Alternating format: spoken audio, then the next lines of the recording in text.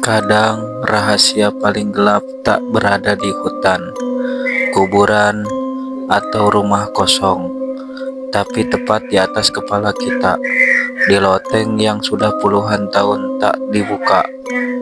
Ini adalah kisah tentang seorang pemuda yang menemukan kutukan masa lalu di rumah peninggalan kakeknya dan membangunkan sesuatu yang seharusnya tetap tertidur.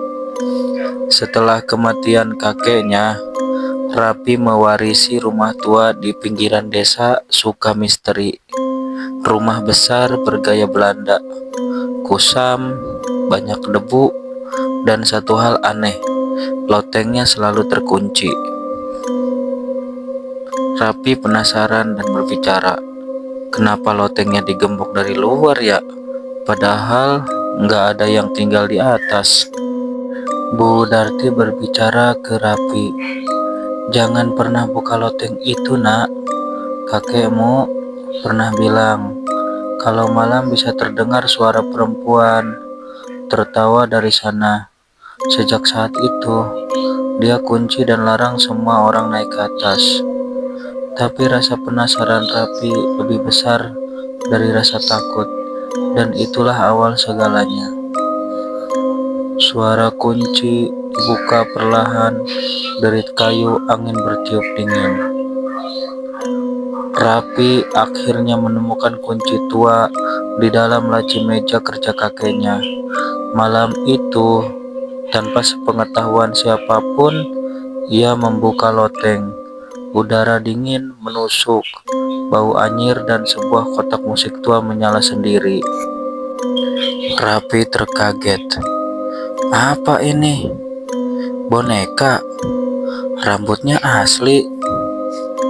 Di pojok loteng ada boneka perempuan berbaju putih. Di bawahnya ada tulisan lusuh, Milah 1932. Malam itu Rapi tidak bisa tidur. Jam 2 pagi terdengar suara langkah dari atas, lalu suara cekikan wanita. Terus ada kuntilanak tertawa.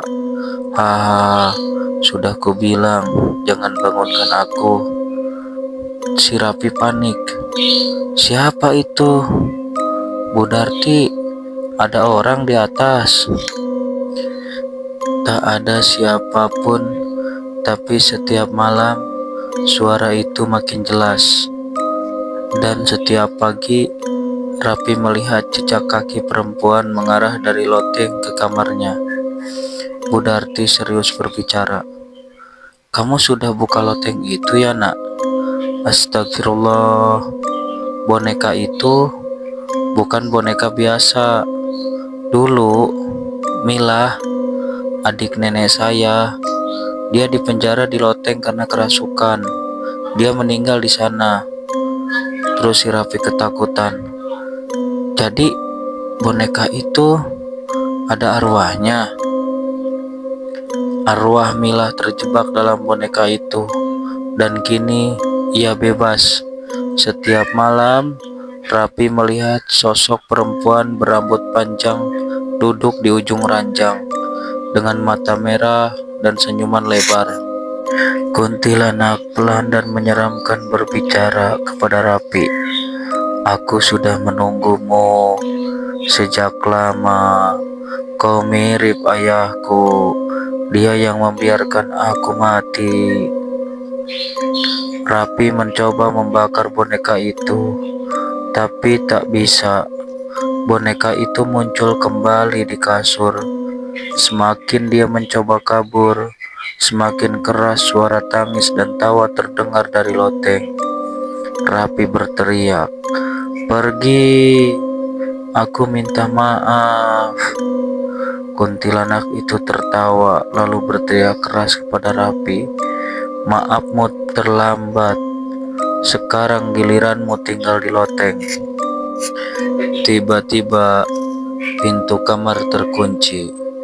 Rapi terseret, digiring ke atas oleh kekuatan tak terlihat. Suara tangis berubah menjadi tawa panjang, lalu hening.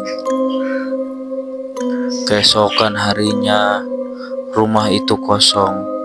Tak ada rapi, tapi Bu Darti bersumpah. Setiap malam, dia mendengar dua suara tawa dari loteng.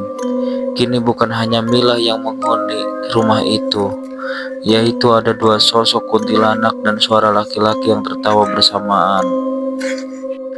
Mungkin kalau kalian pindah ke rumah tua dan menemukan loteng yang terkunci, biarkan saja tetap terkunci, karena tidak semua pintu ingin dibuka.